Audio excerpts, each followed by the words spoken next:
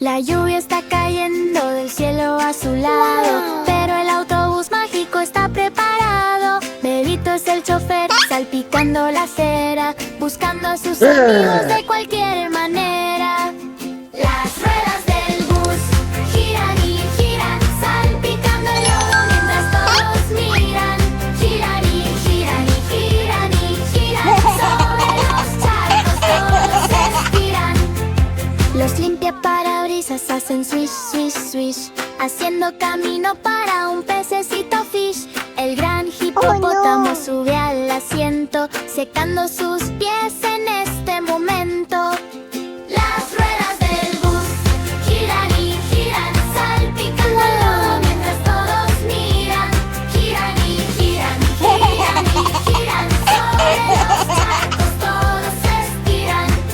La ranita verde salta, salta, salta, esperando el bus, nada le falta.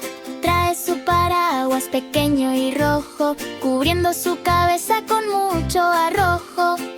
Las ruedas del bus giran y giran, salpicando el lodo mientras todos miran.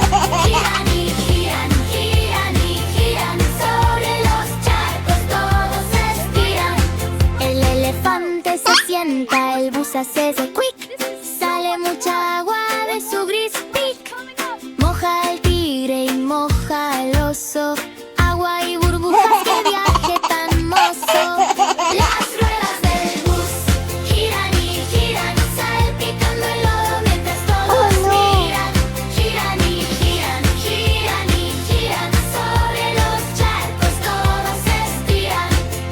El sol ya sale y la lluvia se va, es hora de que todos salgan a jugar. Toca la bocina, pip, pip, pip, mientras los gatitos hacen slip, slip, slip.